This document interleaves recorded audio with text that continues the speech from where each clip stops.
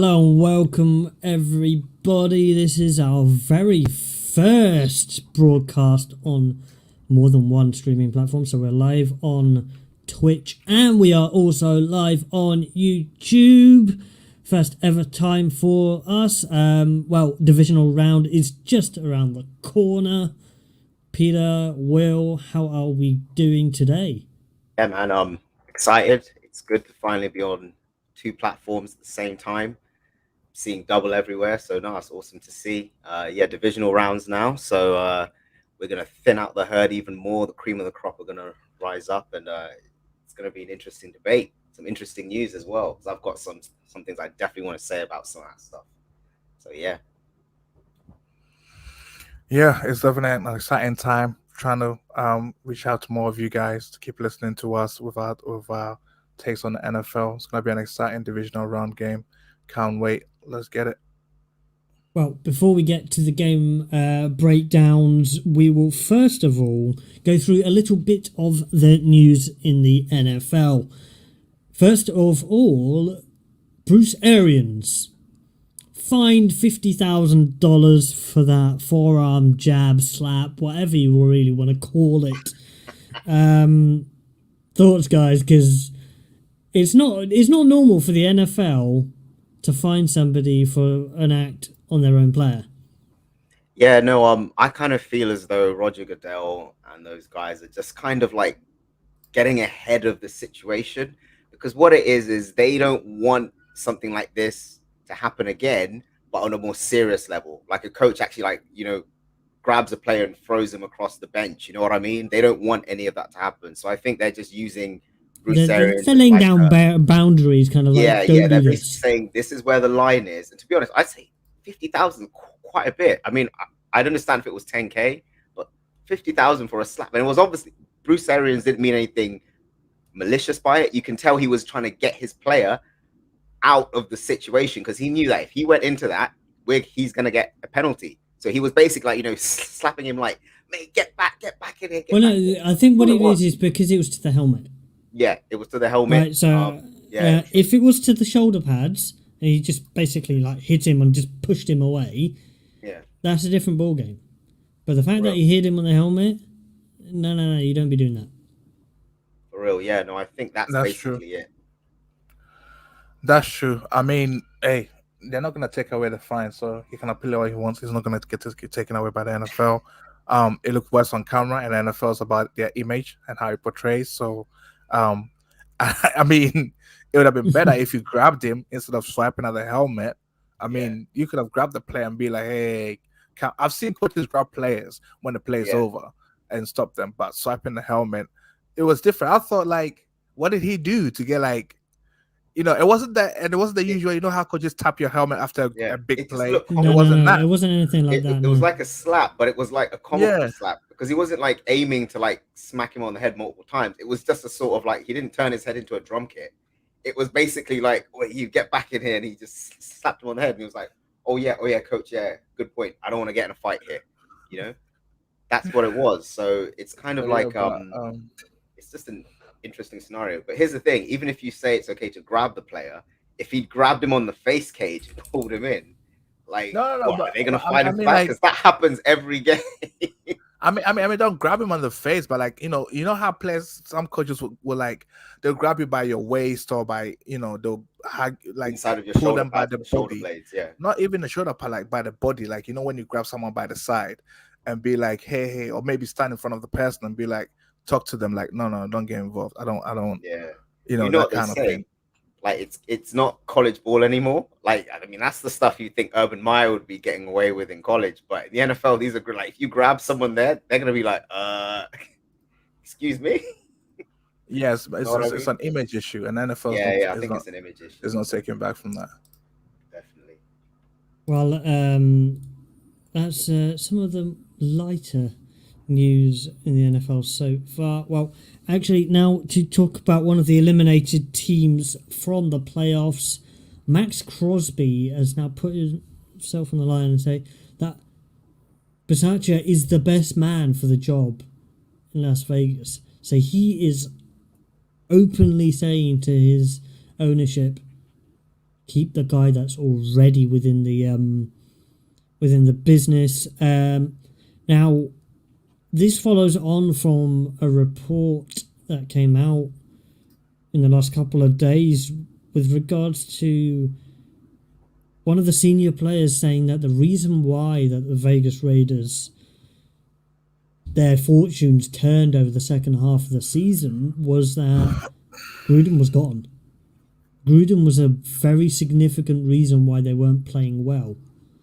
Bisaccia listened to the players and made the players feel valued, and therefore they were able to turn around the tide because of that.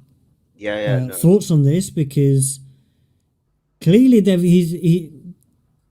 sometimes, in sports you have this kind of like honeymoon period. Is it just that, or is it there's more substance to it, and he's actually a potential good head coach candidate for them? What did Freddie Kitchens do a few years back? Did he lead them into the playoffs, or was it basically he just steered the ship and they didn't? I think he just steered the ship. They didn't make it. He didn't steer the ship. They made it. If you look at what Sacho was able to do, sorry if I butchered his name, Bisaccia. Bisaccia, what he was able to do, I think it speaks volumes, because here's the thing, he's not Jon Gruden. He doesn't have this legacy, his history. There's no ego involved in his coaching. He's just trying to win games, and he's worked his way up in the league. You can tell he works hard. He's definitely put in the work in all aspects of the game. And I think what happens then is you're looking at the team on a ground level. It's not my way or the highway anymore. It's our way. And then we win games that way. So he looks at the strengths. He speaks to the players. He sees what they like to do. And he has his foot on the pulse. Sometimes a lot of coaches believe that, like, you just got to do things their way. And if you don't, there's no adaptation. Now, there's a few coaches in the NFL right now that are like looking at clipboards and have no game plan after everything goes south. Cliff Kingsbury. So I'm basically saying that I think he had a brutal meeting yesterday. Apparently, yeah. Was it yesterday? Yeah, yesterday with the ownership group at the Cardinals. Yeah, Well, give Pete enough pushes, I'm sure he's gonna give his input over here. But all I'm saying is, let's talk about Bisaccia. There's a different type of coaching with the Raiders. Well, there's no Cardinals talk this week. There's no Cardinals talk this week. We're not going to be able to bring type. it full circle for once. It's just like it's like a little bit of downtime for Peter. So yeah. So it's like well, there'll be Cardinals talk after the season's over. So yeah, we've got a whole 7 months to talk about the Cardinals. So I might even start my own YouTube channel about the Cardinals. Hey, you've made me a fan of the Cardinals, man. I'm actually invested in the team. I'm interested. I realized how good they were. You know what I mean? I think if I didn't support the Eagles, I'd probably be with the Cardinals. But anyway, so yeah, no, I think it's there's no ego involved, and he's just getting the job done. And here's the thing: a lot of the time, organizations are constantly trying to look for someone else to fill the role, just based on what they've achieved in the past. But in this league, especially in the NFL, it's definitely a "what have you done for me lately" league. He knows that team. In the end of the day, like, he's already in the organization. The coaches co-sign. The only issue here, if you were to keep him on, would be the GM. Is the GM going to want to keep him on? So that's the only thing. But I hope he's able to sort of retain the job. I think it'll be good to see what he can do. And if he's successful, it opens the doors to a lot of upper management perhaps thinking, you know what, let's give these lower tier coaches a shot. They don't have to be a star coach from like a really good lineage. Let's build from inside. Let's see what we can do.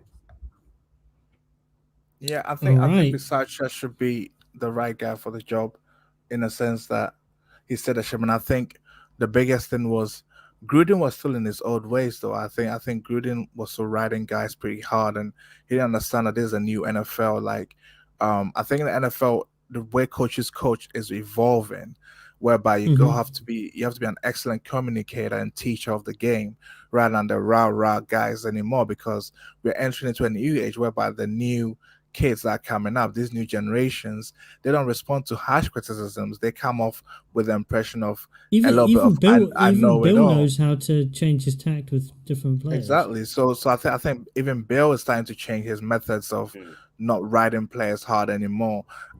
You got to pick your spots with certain players. Like, you can't coach all players the same, and I think that's how Gruden did it. And I think Bisaccia did it slightly different. There are people that need harsh criticism for them to perform. Some players, they just need to be taught, not to be shouted at. Other players just need to be communicated well to, So, and I think, and I hope, and I'll be gutted if they give it to somebody else. I think Bisaccia deserves it, and they should give it to him. Well, now the next piece of news item, it's not really news, but murmurings out of Pittsburgh are that Rudolph and Haskins are excited at the prospect of battling it out for competing for the QB1 job at Heinz Field. What? It ain't happening. It's not gonna happen, man. There's no QB battle there. I think they're going to have to bring in somebody. Oh yeah, no, absolutely. I think they'll draft someone late. This isn't a very strong draft. Yeah, but even if they draft someone late, they're not going to be able to compete. Like, if you're drafting someone late, a late round QB versus these guys, you're not going to. It's a three-way competition. I wouldn't be so sure about that. I know you mentioned Kenny Pickett, Peter, but yeah, but I'm stomping half of Kenny Pickett to Pittsburgh because that would be my dream draft scenario for now, because he's from Pittsburgh. He's a Pittsburgh guy. And my message to the Steelers is that don't make the same mistake that you did with Dan Marino. Back in the 80s, you had the opportunity to take Dan Marino. You didn't. This is the time to right that mistake. Take Kenny Pickett. He's a first-round QB. He's not a top 10 QB, but he's a first-round QB. Are you saying Kenny Pickett's the next Dan Marino? No, I'm not saying it's the next Dan Marino, but I'm just saying don't make that same mistake. Yeah. Like, bring him in. I've seen him. I've watched him. He's better than Mason Rudolph and Dwayne Haskins. Haskins had that one season at Ohio State and decided to go pro, and I think Haskins is done. He doesn't, but you can see that Haskins doesn't have the willpower to grind. Yeah, it's not just about having like a hot streak of games. But here's the thing, though. I'm gonna make a slight a comment here. So in the NFL, there are young QBs that sometimes they get away with the preparation aspect because they're uber talented, and it takes them a couple of years, and then they buy into the aspects of preparing for games and stuff. And then Haskins is a QB that you're not. I wouldn't say he's gifted. I would say that he played the position well enough in college, but he didn't have that gift whereby a team might overlook some of your immaturity issues. And that didn't play well for him because you're not that gifted. It's like the Antonio Brown thing. He gets so many opportunities because he's insanely talented. If you're not insanely talented, the league will cash you out quick time, and that's what's happened to Haskins. Yep. So Rudolph and Haskins is a pipe dream, but Mike T will sit down with the guys, and if Pickett's available, if a veteran guy is available that they can win with, they'll go with the veteran guy because, hey, Tomlin ain't signed up to have losing seasons now. Yeah, exactly. No, I think if you look at sort of Dwayne Haskins, he was kicked off the Washington team. He goes to the Steelers. He's still falling around on the sideline in pivotal moments. So he's not paying attention half the time. So yeah, exactly. So it's kind of like your head's not in the game. Like, you just here to collect checks. If that's the case, that's not Steelers football. You've got to be in the film room. You have to study to get better. It doesn't matter if you can just throw a ball. He's going to be out of the league. Rudolph, he's been with the Steelers for a very long time, and he's had time to sit and learn. This isn't an Aaron Rodgers thing where he comes in and he still looks like a different. He comes out. He's looking worse than what's his name? In Green Bay, the backup over there. Love. Yeah, he's looking worse than him. Yeah, but Love is younger. He's younger. Rudolph's looking worse than him, and he's been in the league 5-6 years plus. You know what I mean? So it's kind of like he's not the guy. They need to bring in someone else. I think they'll draft someone late, and I think that guy will come in and just take the job. Like, I honestly don't think it's a competition. I don't think Dwayne If he was good enough, this wouldn't have been a debate. And everyone has seen Rudolph. They don't want him there anymore. So fan-wise, so there's no controversy there. I think this is all just optics. A lot of teams try and say the right things because they don't want to show Well, their this isn't teams. I think this is just murmurings about what the quarterbacks. Of course, you're going to want to try and go for a QB1 job because that's going to mean a potential contract, a better contract, and more money down the line. But neither of them are worthy of it. Their play is not worthy of it. So back to the bench they shall be riding. All right. Divisional round games. We have to go through these beautiful matchups because we have 4 great games. And I'm going to go through them in chronological order. So first up, Titans Bengals. Now, the understanding is that Derrick Henry is likely to be playing. Yep. They are deciding on his status tomorrow. And if he is ready to go, how do you think this game's going to go, guys? Because Joe Burrow's just come off a good win. Mm-hmm. This Titans offense has had to kind of change the way that they've played. And if they have Henry back in the backfield, they go back to being what they were at the start of the season. What are your keys to the game? Minus Henry. Minus Henry. I was going to be like... if he plays, do you think they're dead set to win? He will play. Or do you think it's still up in the air? I think he will play, but it's going to depend on how comfortable he feels, because obviously he hasn't played bang football for a while. And you're going to take someone that's come off an injury like that straight into the fire, and you're going to give him the rock 30 times, 26 times, 27 times in the game against a defense that knows what they want to do and is going to come downhill. They're going to stack the box. So thing is, I think it's very hard for Tennessee to sort of overcome this, but I think it can be done. What they've got to do is they've got to limit the Bengals' time of possession, because they can score in a hurry, so they're going to have to stay on the ground anyway, and small passes, high percentage throws. If they can do that, then I think it's going to play into their strength, because I think Tennessee right now are built to sort of draw out games. They're one of those teams that can grind out wins. So the longer the game goes on, they keep their strength and get stronger. But I think the other teams get more frustrated, that they're not able to do what they want to do. Their secondary, though, they better. This is one of those games where you don't wear tinted visors because the Bengals receivers are going to come straight at them. And if you blink, they'll get right behind you. So this is one of those games where they've got to keep their head on the swivel the whole round. So I definitely think it's going to be a closer game than most people think, because of the style of ball Tennessee are going to play. But I don't think they can hold back the Bengals offense right now, only because they've got many weapons. So I'm kind of alluded to it in the pre-show in our mini chat beforehand. So I had a little bit of a fun back and forth with one of the backup running backs for the Tennessee Titans, who is on IR, so Darrington Evans.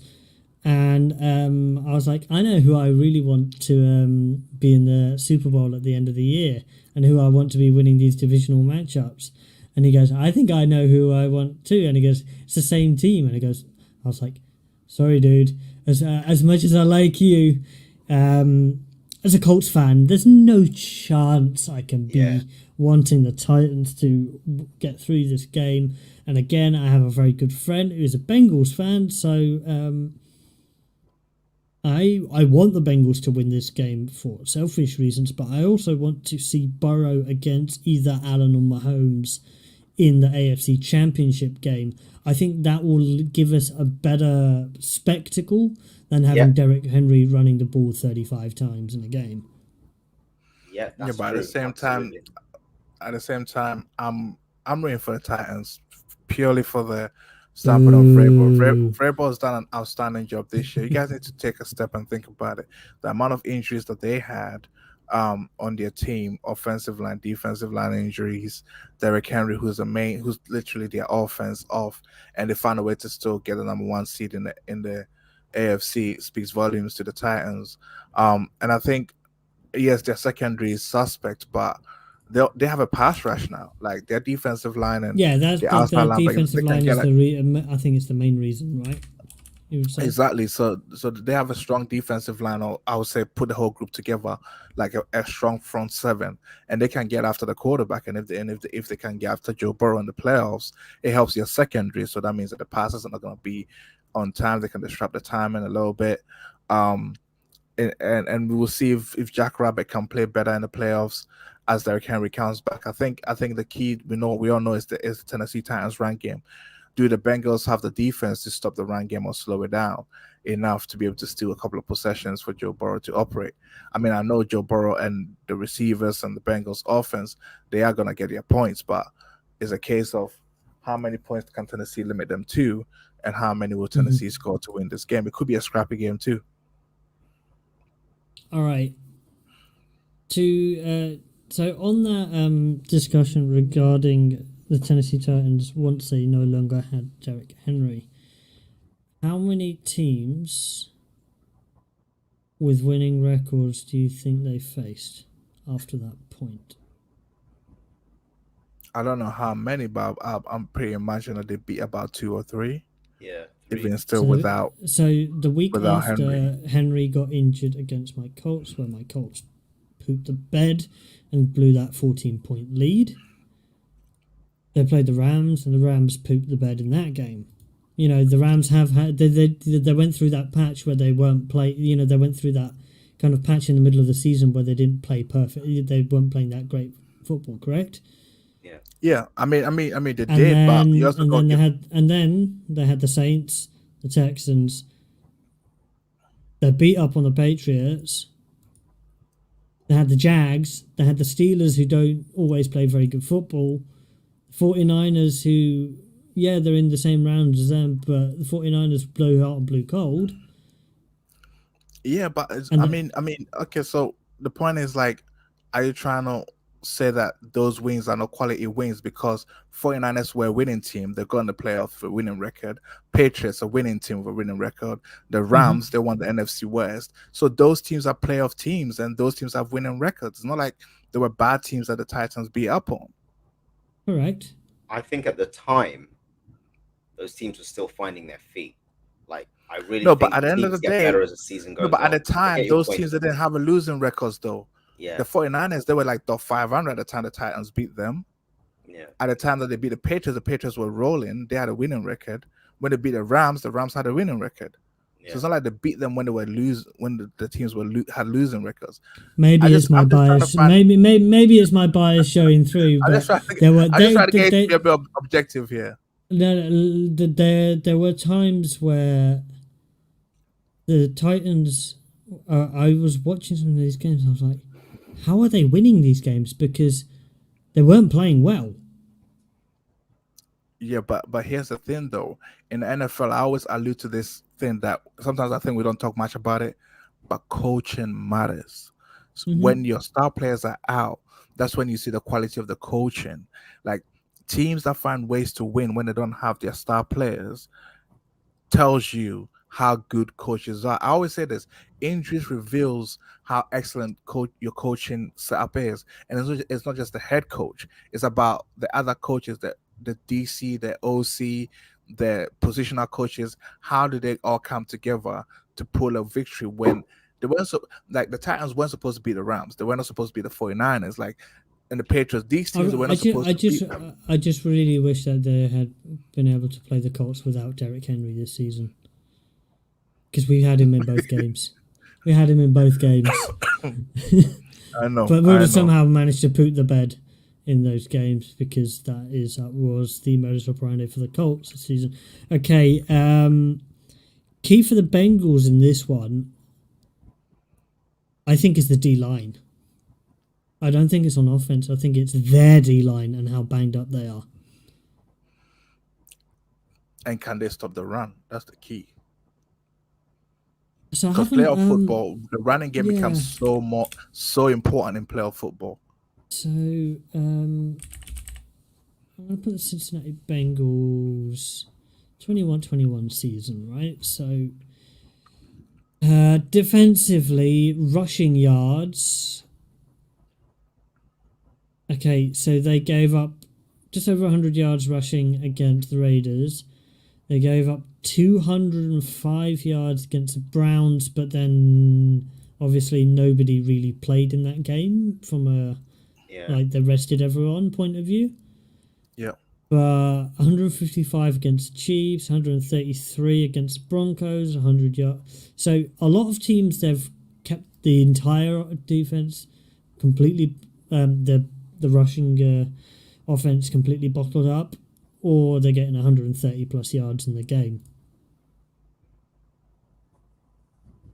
So they're quite polarizing. There's no like 80, 90 yard games consistently. It's either 40 yards, 50 yards, or 120. Yeah, no, I'm kind of not surprised there, really. I actually agree with a lot of what Peter said about the coaching. I just think they're at their limit, you know. They could pull it off, but I just think it's better for the brand if the Bengals win, because we get a more exciting shootout, just like what Dilly said. I mean, I think the league is wants the Bengals to get through, but Tennessee's definitely not going to make it easy. I don't think it's going to be that much of a high scoring game, personally, despite the offensive firepower that Cincinnati has. I think it's probably going to stay underneath the 20s. You know, I think it's probably going to be in the teens. Well, you think it's a low scoring game, this one? Yeah, I think it's a low scoring game, because Right. there's no way Tennessee know that Cincinnati can score in a hurry. So I reckon they'll get a few big plays, but that's about it. I think after that, they're just going to clamp down. Tennessee are going to run the ball. They're going to chew up as much clock as they can. Right. What do you think the over under is? Oh no, man. 47.5. Pardon? Well, for what? Was that? 47.5 points total. Well, to be scored in total by both teams. Yeah.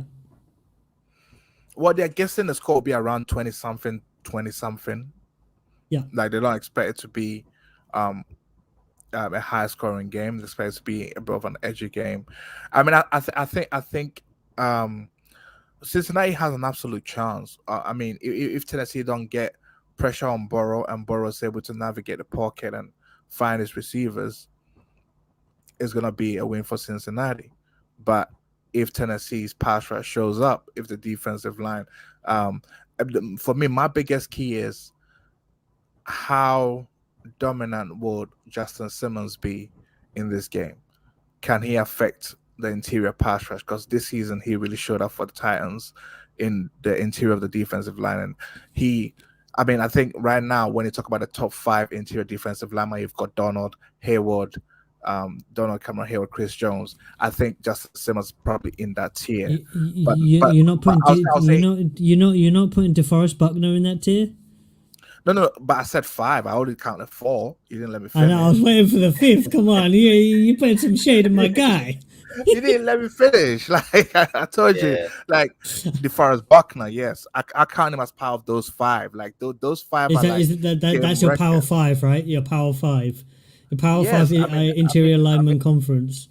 I mean, I'd love for your coach to give me one of your trench players, but you every time I propose a trade, you bring out something ridiculous. Like, I mean, I can give you a first. Kyler. That's off limits. I can't give you that. I can give you a first on Rondell Moore if you want that. This ain't fantasy football. No, not Rondell. We'll take Rondell, man. I like Rondell. Man. Listen, if you want, I'll give you. Hey, would you give us Fletcher Cox for Rondell? Because he's like number 6 on the list, and I don't mind taking Fletcher Cox. I don't know, man. You know, Howie sometimes he gets rid of them early. Just before we move on here, Okay, we need a picks. We need picks who we think, not who we're supporting in this matchup, but who we think's going to win. Bengals. Peter? I'm gonna go with the Titans. I'm going with the Bengals. Yeah.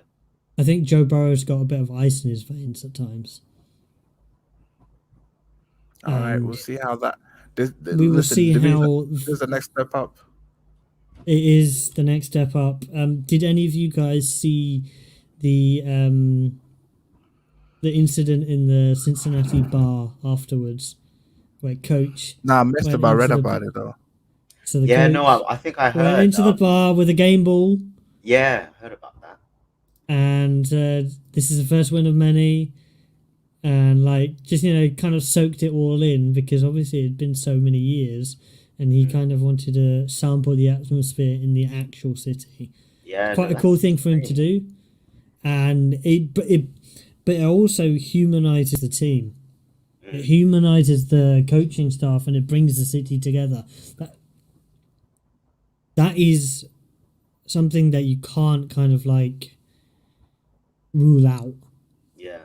Absolutely. No, I think it's been a long time. I think before I was born was the last time they won like a playoff game, right? Literally. January 1990, so before both of us were born.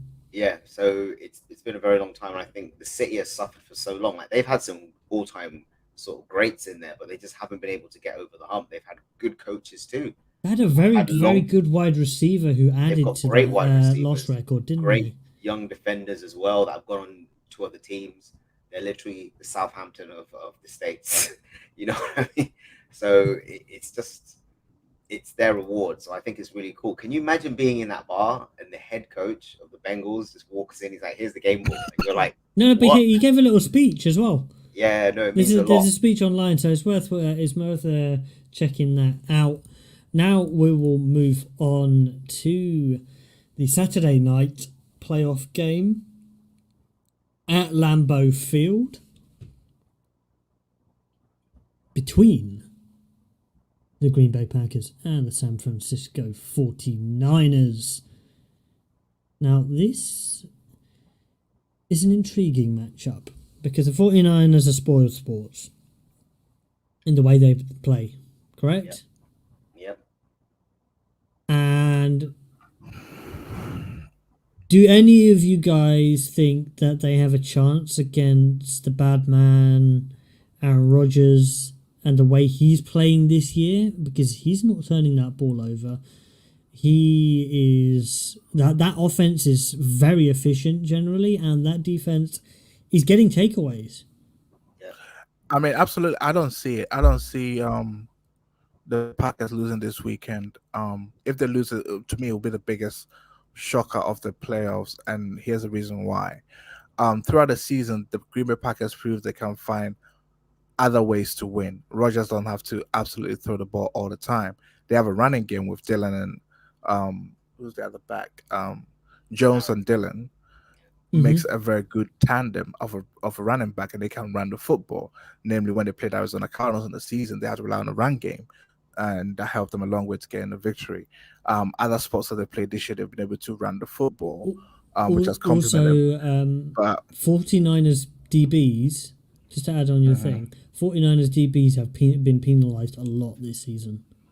They have. The 49ers don't have great quarterbacks. That's why, and also, if the 49ers try to run the football, I think Green Bay stop them. If you're the Green Bay's defensive coordinator, there's one of those games whereby you sell out to stop the run and tell them, I want Jimmy G to beat me. If Jimmy G can throw the football and beat me, kudos. At the end of the match, you shake Jimmy G's hand. Well done. You played absolutely unbelievable. You won the game. But I don't think Jimmy can do that. If you force Jimmy to straight back, drop the ball, pass the ball 30, 40 times a game, he's going to throw an interception or two. You're going to get a takeaway. And this second half of the season, we've seen that Debo has been more important than George Kittle. Everyone thought George Kittle was going to be the complete and utter game breaker almost week in, week out. But no, it's been Debo. Yeah, no. Probably because of the running skills and his rack ability. I mean, it's too much at this moment. Well, they both got rack. They've got yards after the catch capability. Like Kittle was the Yak King. Yeah, That's true, but Debo's multiple though. Debo can run the football and catch it and I throw it. think he can line up in Hill can't do different the other two. formations as well. Yeah, That's when you have true. a tight end at tailback, But he can block. But he can block target. you into oblivion as well. Yeah, he's a big target if you have him lining up at tailback. So that's going to be defenders almost prefer that because they know which gap he's going to pick. Debo can stay low, he can come up high, so he can hurt you. He's not small. He's 6 foot tall, so he's not exactly a tiny guy. Solid built as well. I think that I think Green Bay should win this game, but the 49ers, like I said, they're always a bit of like a home wrecking team. If they are able to stay competitive or even steal a victory here, I think it's going to be down to everyone except Jimmy G. So this isn't me saying he's a bad QB, but it's saying right now he's just coming off an injury. Like I think he's got a shoulder, and that will affect his throwing. You know, he's known as a guy that will make errors every game. You just hope that the error he is. I think Rasul Douglas has a good chance of getting an INT in this one. Yeah, it's almost a given because he's going to make one big error this game. You just got to help. You just got to hope. If it's an INT, I'd rather it happen in the first quarter. You do not want that in the fourth because I think if he plays a clean game, it's going to be a lot closer than most people think. But here's the thing: if Aaron Rodgers starts going, like if he starts slinging that rock, you don't get the pass rush. I've realized it's about him. He's very much like once you rev his engine and he's on his groove, and that's why you have to stop him early because if you're not giving him any pressure, he's just gonna bust your head open. Do you know what the one thing about the Packers this season is though? They are notorious for having 8-9 minute drives. These just long drives, and they're like, okay, they scored the touchdown. They go all the way down the field. They scored the touchdown. You're like, half the quarter's gone. Yeah, they haven't even touched the ball yet. Yeah, and the 49ers aren't a fast scoring team. Like, so it's going to be they're going to need all the possessions they get. If you hold them to, I don't know, 6 possessions the whole game on offense, that's huge. You know. Yeah, absolutely, and I think the Packers have changed to that modus operandi because it's exactly what Tom did to them a year ago. So, and Rodgers is smart thinking about it. It's like, hey, let's dominate time of possession. And I think a key to that is AJ Dillon. Yeah, AJ Dillon. And those 2 running backs. I think Rodgers has got into the mode of I don't have to throw for so many yards for us to win. I just have to be efficient throwing the football. So if we can generate offense and get consistent first down in the run game, and then I can pick the spots where I can throw for touchdowns. And I think that's how he's playing this year, being more efficient. And you could clearly see from Rodgers his point of view is to get to the Super Bowl and win a Super Bowl. I think that's what he's playing for. Really, at this point, he couldn't care less about anything else.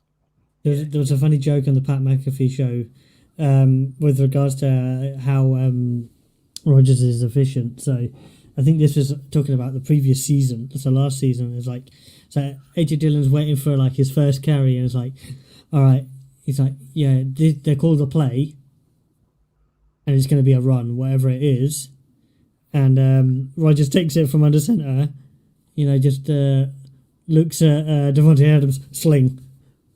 And then it's like, all right, okay, next play. And a few plays again, it happens, it's like, he checks out and goes, da-da, sling. And it's like, all right, you're going to have to get used to this kind of thing. Like, sometimes it won't even be a cool play. It will just be, I can see something here, and I'm just going to throw it to my guy because we know that. Absolutely. And the thing is, with that secondary that the 49ers have. Oh, yeah. Devontae Adams could eat, but other people like Alan Lazard, who they say is one of the best blocking wide receivers, because he's 6'5". He's huge. Yeah, good guy. Yeah, I want him on my Cardinals next year. Almost as good. You want everyone on your Cardinals, of course. Almost you want anybody who's a very good receiver because I'm selective. Dilly, I'm Anyone selective, who's boy. good, you're like, I want them. It's like, Of course you want you a can good have a players. contract. You can have a contract. You can have a contract. Yeah. Of course, of course, I want good players. I want good players. I don't want Will Fuller though, because he's too injury prone. Yeah, but no, I think that's absolutely true. I think like him and Devontae are kind of like in a mental mind link. So if they see something, they won't necessarily like if they know they don't have to affect anything on the line, they'll just do it. You know what I mean? Mhm. So it's just one of those things, and those silent plays are the worst ones because nothing is going to change. There's no check. It's just an eye and maybe like a hand signal. You know, like he brushes his elbow, and then Rogers looks at him and he's like, "Okay, so you're seeing what I'm seeing. All right, cool. We're just going to do that play. I'm not going to hand the ball off, you know. And then maybe I let Aaron behind me know I'm checking out the run, just going to pass pro. You know, that can be like a foot lift. I mean, and that's it. The O line I still mean, think they're blocking for a run, but you've got that ball out in less than 0.5 of a second. So plays like that are absolutely. brutal. I mean, Peyton Manning and Reggie Wayne and Marvin Harrison, they used to do that all the time. Like Peyton would just get up to the line, look at Reggie, and they know exactly what's coming. Oh, those were the days, and Aaron Rodgers and Devontae now have that connection, which is, and this is something I could see Joe Burrow and Jamar Chase eventually going to be doing that a lot, Yeah. where they just look at the funny play. thing that Peyton Manning said on the Manning cast on Monday was, sometimes they would have so the play design would have Marvin Harrison blocking, and he would audible just Marvin Harrison to a different assignment. Because he's like, nah, I don't want him blocking. I don't want him even having a chance of getting injured. I'm just going to get him into space somewhere. And it changes his assignment to whatever it was. He's not doing my blocking for me. He needs to be running a route. Absolutely, like everybody else can block, but Marvin, I know Marvin's gonna get open or something. Like it's just like sometimes just a head nod or sometimes just a signal, and you know exactly. I can't wait to see Marvin Harrison Jr. in the league. Ooh, that would be great. Hey, listen, it might very well happen, Archie Manning slinging it to Marvin Harrison Jr. for your Colts. It would be even better if it Maybe dream. That'll be the dream, but it's very unlikely. There'll be another team that will pick one of those guys. Let me put it this way: the likelihood of that happening is so slim because, he's going to be even though his college career is only just starting because he's only had 1 year, right? He hasn't even played in college yet, has he? He's due to start. He has. He played in the bowl game. Oh, you're talking about Marvin Harris. I'm talking about Archie. Yeah, Marvin Harrison. No, not Cooper's son. So I'm talking about Harrison Jr. So he's going to be coveted because, well, we saw what he was capable of in the bowl game, and with a good amount of development, people are gonna want to pick him because, hey, he's the son of one of the greatest receivers of all time. Yeah, absolutely. You know what it is? It's the coaching 1-to-1, because same thing with Archie. Like, he may not have the physical skill set or anything like that. That's like high supreme. He's not Andrew Luck physically. But the thing is, he learns certain intricacies about the game. How old is Archie? 15? Yeah. He's still growing. I think he's 16, 17 now. He's 17 or just about to turn 17. All right, so he's like a junior in high school or something like that. But it's just one of those things where you learn certain intricacies about the game that you're not even meant to even see until you're like been in your 8th year in the NFL. He's being taught that at an early age. He's being taught like assignments, routes, what to spot, when you know your guy's about to get open. So that's the stuff, and it's the same with Harrison. He's learning all those tricks now. Do you know who went to Peyton Manning's passing academy? Somebody who was very close to breaking a record this year.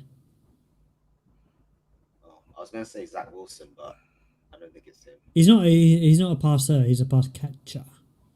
catcher. Pass catcher. What, Jamal Chase? Cooper No, Cup. Cooper Cup. Cooper Cup was. There's pictures of him. I think he was in one of his early years at college. He went to the Peyton Manning Academy, the passing academy, to improve his skills, and that's the kind of thing like that. That drive and determination to make yourself better. Yeah.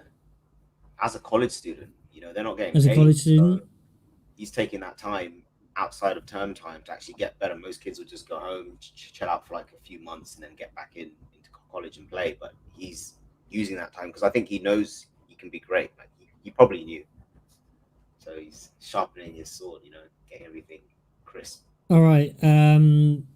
Predictions: Packers for me. Packers. Peter? Packers. All right. Go with the Packers. There we have it. Now we will move on to Sunday's matchup. I've got a lot of hiccups and I seem to be swallowing my voice every time I announce a game. So, Tampa Bay hosting the LA Rams. This is a great... Sunday's games, both of them are incredible matchups. Yeah.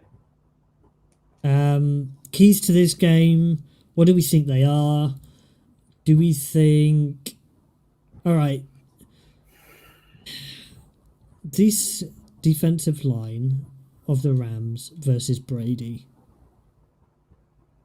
are they going to make it difficult for... Do you think they're going to make it very, very difficult for him? Or is Brady just going to get the rock out in 2 seconds and it's just going to try and nullify it? I think both of them have each other's number. I think both of them have each other's number. Yeah, go ahead, Pete.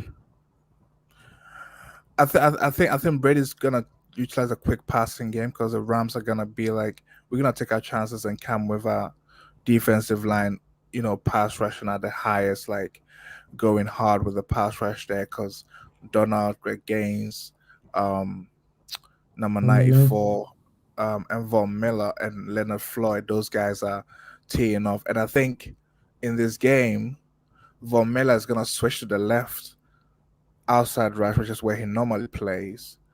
And he's going to work on that backup right tackle because Tristan Wirfs is injured, right? Yeah. So Von Miller's like, let me try on this guy because I could get some sacks here. And he's a backup right tackle, and Miller's going to try and come screaming off the edge. But when Brady getting the ball out so quick, it will be so important. Will the Rams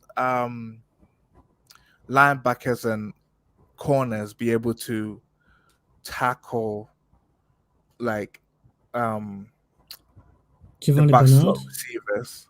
The I think it's going to be Giovanni Bernard coming out of the backfield. Is going to be a big big impact on this one. Brady's going to a lot. I agree. I actually think here's the thing: both teams are naturally countering each other. Tom Brady has his fast release. Sam, he hates when he gets pressure up the middle. If you're able to cave in the pocket from the front, that can completely disrupt Tom Brady. He knows this; they know it. So both teams are going to try and counter each other there. Now, here's the thing: to stop Tom Brady's fast catching, you've got to disrupt the timings for the outside guys. That's jam the receivers. You can't do a zone. It is very hard to do this because those short routes are fast. So playing a zone is going to make it very hard, which means they're going to have to get up close and personal. They're probably going to have to run more man than they'd want to run because whenever you run man, if you miss your assignment, if you miss your jab, your block, what's going to happen is that guy's just going to get behind you. So it's just one of those games. Is Ramsey going to travel with Mike Evans in this game, or do you think he's going to be potentially? Because I think he has to. I think they have to cover Gronk some way somehow, and let Ramsey travel with Mike Evans. And Ramsey, I think Ramsey is one of those corners. Ramsey actually match up well with Evans because Ramsey. But he matches up with Gronk as well. I think he does because he's not a small guy. I can see them putting. Yeah, but I rather even despite the height difference. I'd rather you put Ramsey on what's his name on Evans to limit the deep shots or the occasional chance to Brady gets a chance to hit a deep shot, and then try and match up Gronkowski. Now the Rams, they've got injuries in safety, so that's where maybe they might lose the game because Brady will target the tight ends, and knowing that the Rams safeties can't cover Gronk or OJ Howard or Braid or any of those tight ends up there. But it depends. I mean, they brought Eric Weddle back, but the question is, Weddle was all right in last week's game, was it? But then you guys didn't really. well, we were abysmal, so. Yeah. You made him look very, very, very good, didn't you? Whenever he was on the field, we were abysmal, so it just didn't matter. But at the same time, like, how's Eric Weddle gonna play Gronk? Is he gonna use technique and timing and film study? Because physical wise, because he hasn't played in a long time, you can't play Gronk as like, I'm gonna rely on my speed and stuff. No, that can't happen. I mean, you're gonna have to play him from film study, recognizing maybe route concepts and realizing, okay, if Brady's gonna hit him on this route, I got to be there to at least disrupt the timing or to break it up or something. All right, keys from an offensive point of view for the Rams against this stout run defense. Run the ball, man. Run the ball. It doesn't matter, and don't get away from it. Run the football, play action. And that's gonna, because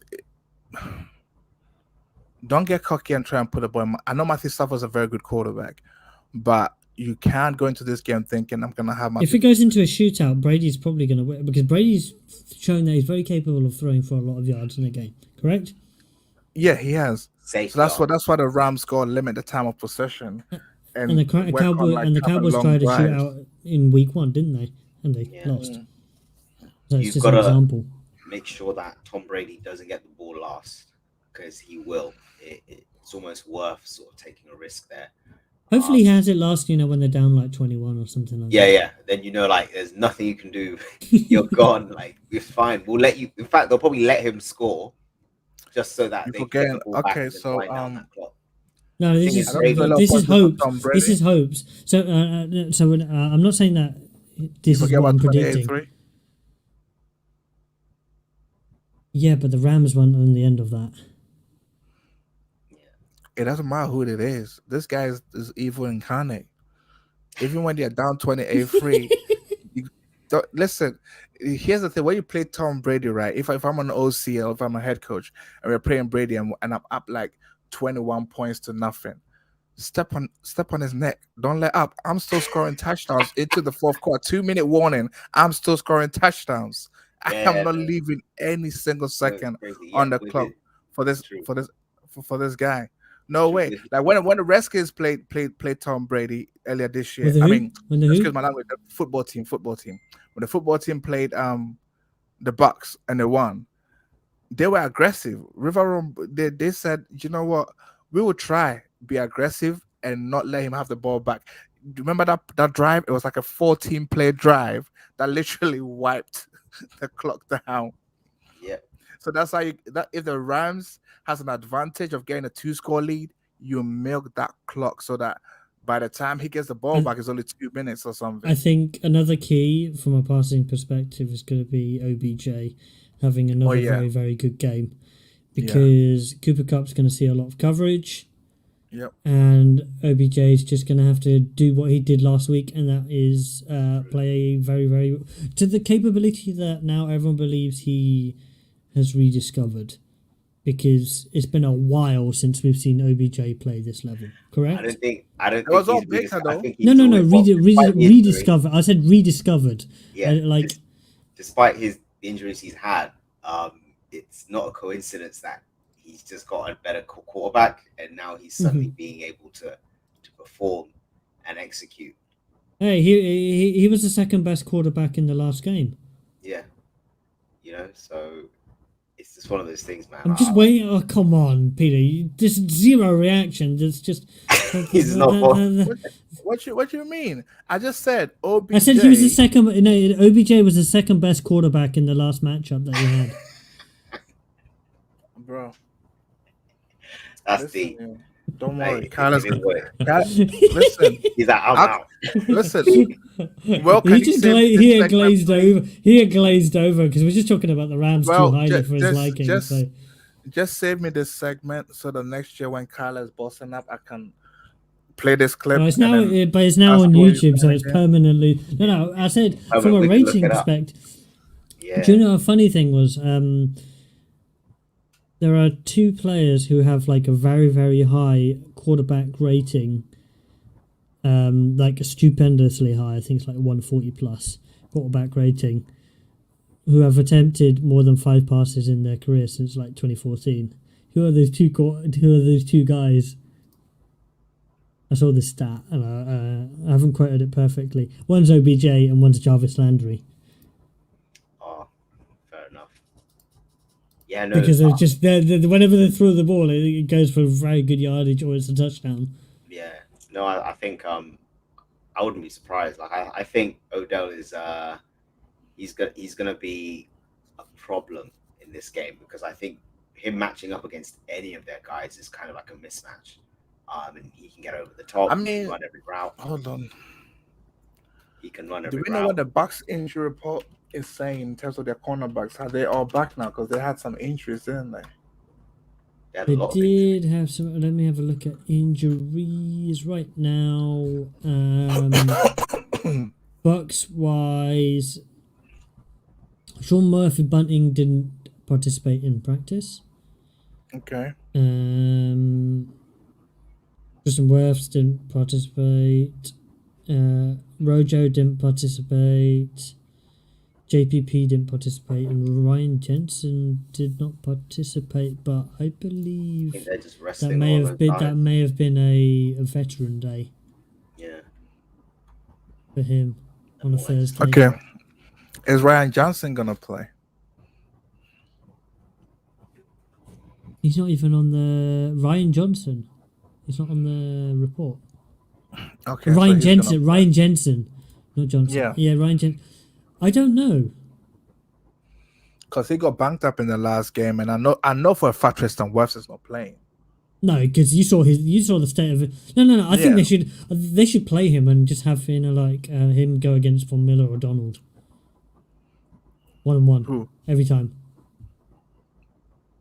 Wirfs. You saw the state of his ankle when he tried to put any weight on it last week. He just got abused.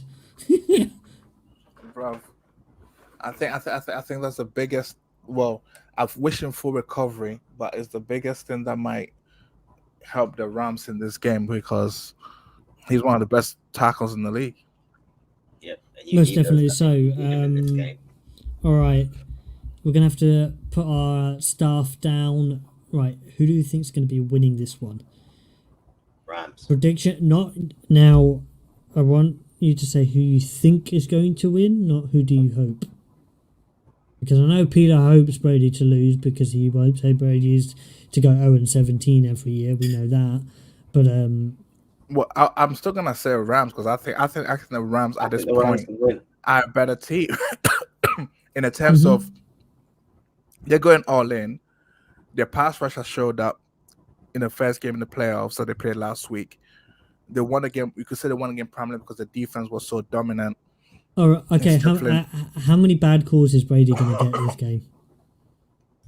Well, roughing the passer calls. Because all you need to do is breathe on him, and he's going to get a roughing the passer. Oh, you had a stinky breath. Sorry, flag. No, I think Well, he got a bad one last week. Yeah. That basically saved that first touchdown drive. I think reffing right now is kind of like they're just gonna let a lot of things. Let them play. No. They let them play except from when it's Brady on the field, correct? Well, okay. So the thing is, okay, they'll call some, but if every time they're calling it a lot, it will become obvious, and then in the second half, New York will tell the refs that look, you got to stop this roughing the passer calls because. It's essentially kind of like ruining the game. It's a contact sport. Yeah.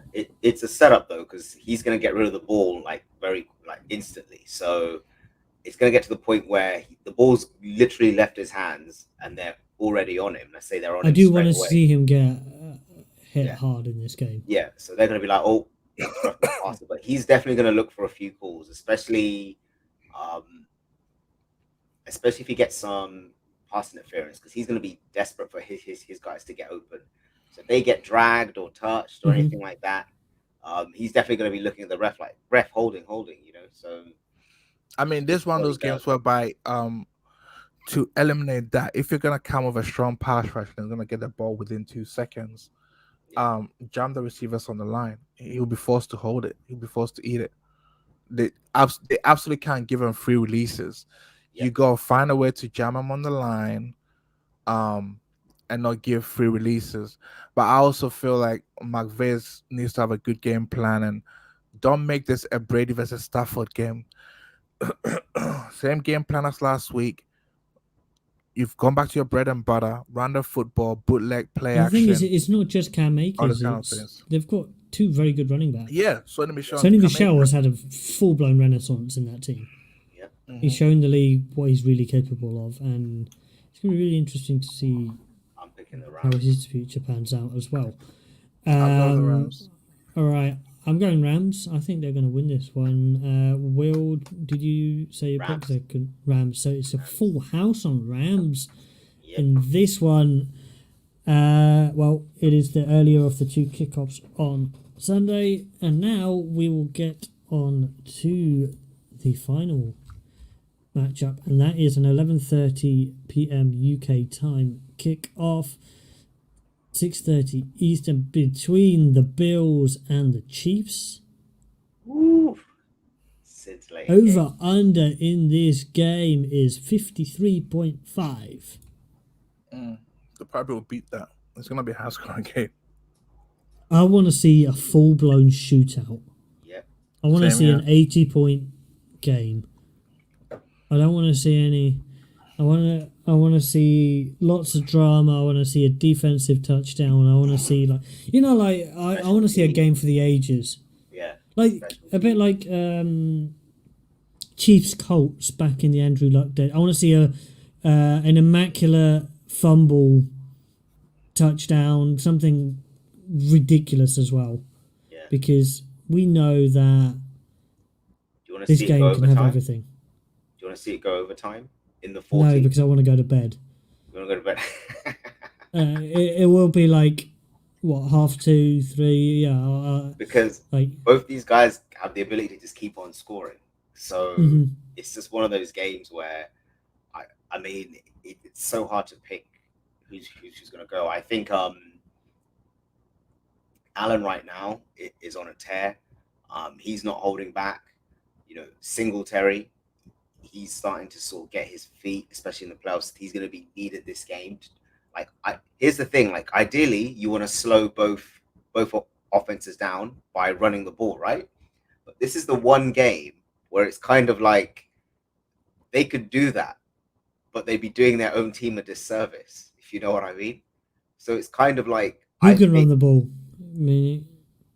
I think both the teams Chiefs both teams are capable. I think they need to run the ball. Yeah, but are they willing to do it? Because maybe the fans, the coaches will feel that we're doing our team a disservice because we can get that ball down the field very quickly. You know, so it's very dangerous. I reckon it's literally going to be a game of chicken. Which team is going to come out of its game plan first? You know, I think they're both going to go in to try and slow down the other team defensively. So we saw these two teams have already played in Arrowhead this season. Yeah.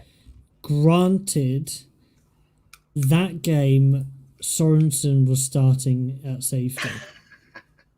And we saw that. And that was the game that really broke that Chiefs offense. That Chiefs defense, that showed it because they put 38 points up on them. Yeah. In that game at home. Well, that was when they realized that we gotta put Chris Jones back on the inside because we can't flirt with this idea of letting him play defensive end. Stop and I'm just gonna. How much of a key do you think that is in this game? Because Allen can move outside. He can roll out. That's the thing. he can roll out. So that's why this game, the containment play of Frank Clark and Melvin Ingram is going to be very important, because Chris Jones and Trevor Watson, who are their 2D tackles, have been sensational this playoffs. They're like top ranked interior defensive linemen in the playoffs by PFF. And I feel like they're going to push the pocket. So if Allen rolls out, those guys need to keep contained. Okay, so they can't be so focused on the rush. They go sort of like play, sort of like fan out rush, whereby you're going to rush the quarterback, but you're not going to go straight up the field. You're going to operate from the edges in, playing contingents in case he tries to roll out. Then he meets you, then you get him. So they're going to have to play that type of defense. But still, Allen has evolved this game to a point whereby when he scrambles, his receivers can also uncover and also make plays down the field. So, and that tight end that they've got is also a very good tight end in Dawson Knox. Dawson Knox is a hell of a tight end. It's really interesting to see how he plays. Their receiving core is quite dynamic in terms of, like, they've got a lot of options. You've got Stephon Diggs, you've got Gabriel Davis, you've got Cole Beasley, Emmanuel Sanders, and you've got Isaiah McKenzie. And then you've got Dawson Knox. And then potentially Singletary catching out of the backfield. Yep. So they've got a lot 7 of different options. And then he can ignore all of them and just run the ball in for a touchdown. So yeah, I mean, it's gonna be an excellent game. But my pick is predicated on history. I just don't see how I can go past it. This is a game whereby I look at it as Josh Allen's got to go there and prove it to me. You got to go. So do you think my homeboys is going to win this one based upon that? The reason why I say he's going to win is because the Chiefs' offense, right, and Andy Reid, how they run it, they have this unprecedented belief of if we're down by 17, we're down by 21, we do not panic, because eventually we're going to get you. Eventually we're going to get the points. And that's from the Super Bowl, they have that mentality in the playoffs of no matter how many points we are down by, eventually we're going to get you. And I think that's the intriguing thing, is how does Josh Allen start this game? Because he gets on a roll. This whole idea of, you may be scoring points at the other end, but if there's one quarterback in this league who can keep up pace with anybody, it's Josh Allen. It's true. He's been like an up and down guy. So he has like his really high highs, and then he has like his sort of he comes out on the field and he's playing at like an average level for him, which is still high compared to like a lot of other QBs in the league currently. So I think if you get the best version of Josh Allen, this game, like, honestly, it's crazy. Like, it could go to either team. Like, it's that good of a matchup right now. But I do agree with Pete. I think Kansas City have walked through the flames, and their team has gotten a lot better for it. They know what they have to do with regards to moving players on the defensive line. They've cleaned up their secondary. If Sorensen plays, then it's straight up sabotage. And I think even the fans know that, so if he is in the field, it's going to be for nickel downs. And then they'll work from there, really.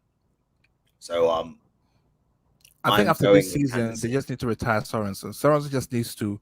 He's an okay nickel. He's an okay nickel. No. Just retire, please. I think, in my opinion, they need to put him out on the field as much as possible this weekend, because it will just increase the spectacle. Bro, listen. What happens if the safety gets injured? If the safety gets injured, is that the game done? In this game. Look, listen, if Sorensen plays on my quarterback, I'll just tell my fastest wide receiver, just run deep, go route, or just do a double move and go. Can you imagine Stephon Diggs doing a double move on Sorensen? Bro, that brutal. He just have to jog. He doesn't even have to run. But Pete's absolutely right. As soon as they see him jog onto the field, like you'll literally see that whole sideline just pointing, like, "Hey, guys, look." And I know they're gonna be like, "All right, we're just gonna run 2 guys on him. We're gonna do a rub route." So they're gonna cross each other as they pass him. Tyrone is literally gonna be screaming at him, like, "Look, you've got the shallow guy. I've got the top guy. You've got the shallow. You go to him." So it's when this happens, the defense will start to panic. So because they know they've got a liability in the back, so the linebackers start to creep back. Tyrone starts to come forward a bit more to help out his guys. So it's these small things. This is why he's not going to be on the field for those pivotal downs. He's going to be used as a nickel. So he's going to be in the slot. He's probably going to have to go up against McCall, Pringle as well. So that's still a mismatch if you ask me. So it's basically just one of those things, man. I think Kansas City are not going to sort of blow this game. I think if Kansas City just head in, play their brand of football, they're going to win. It's up to the Bills. Do you think? Oh, all right. So if you say they play their brand of football, do you think they're guaranteed to win, or do you think Allen is? I think it can go capable of winning, even if Mahomes plays one of his best games. I think it can go smoothly, but it's 100%. Just like Pete said, it's 100%. The Bills have to take this game. Like, they have to work to win it. They're more than capable, but they're gonna have to work for this win. Absolutely, and I think the biggest key is it's not even about the Buffalo Bills offense for me. Buffalo Bills defense will have to step up and maybe get a takeaway, 1 or 2 takeaways, steal a possession, in order for them to win this game. They've got to get takeaways, and Josh Allen or the Buffalo Bills offense cannot turn the ball over. Now, on the flip side, if this game was being played in Buffalo, then maybe I might be inclined to go with Allen, but it's just an Arrowhead and the Chiefs and their fans and how loud the stadium's gonna be. I just can't go against the home team. All right, I'm gonna go with the Bills on this one. I'll go with my homeboy. Like, and also Patrick, please tell your brother to stay at home, please.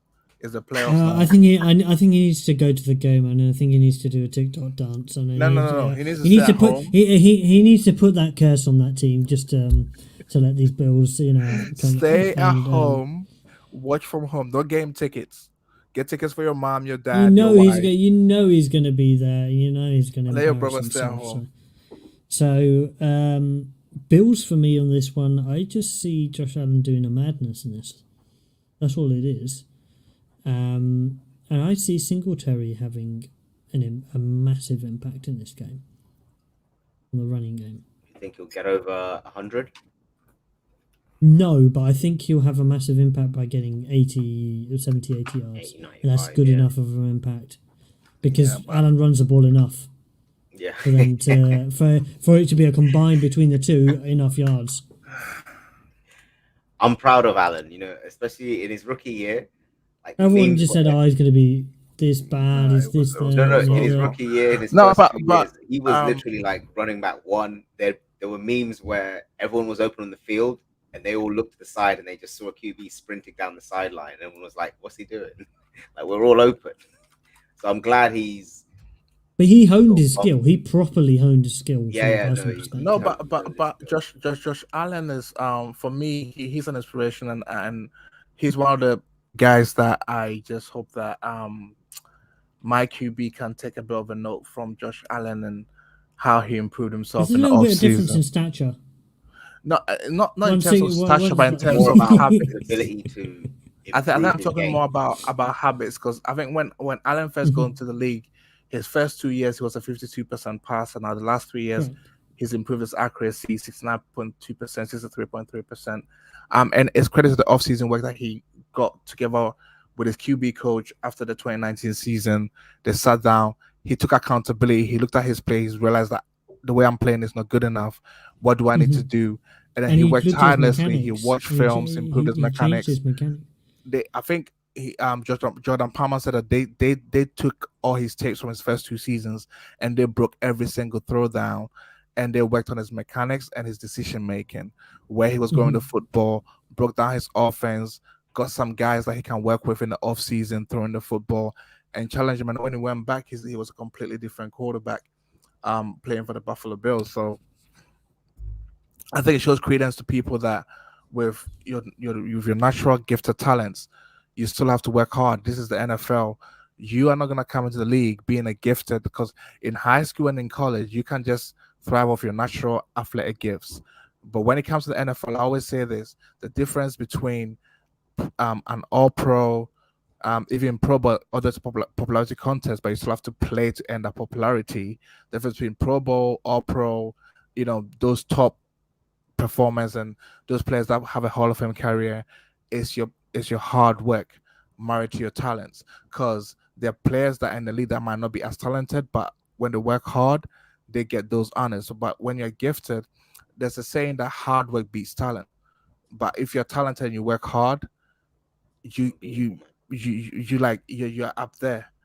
Just imagine that I'm talented, but a guy that has no talent has worked so hard and they're beating me. So it's kind of like, even though you're gifted, you still have to work. And that's just what the NFL is. And testament to Josh Allen, he's really worked and he's getting what he deserves. And I'm really pleased for the guy. All right. Well, there we have it. There are our predictions and breakdowns of the divisional matchups this weekend. Well, everyone, enjoy the games, because I think we've got 4 very, very good matchups. Yeah. There's not one which is going to be completely and utterly one-sided. I think each of the teams has a very good chance to win one of these games, because even the 49ers, who are probably the biggest underdogs on the week, they're capable of spoiling anyone's party. Mm-hmm. So, but aside from that, it's goodbye from all of us. We will catch you on the flip side of the divisional weekend. Yep. So it's goodbye from me, goodbye from Will. Over and out. Over and out. And Peter. Enjoy the game. Over and out, and we will catch you next week.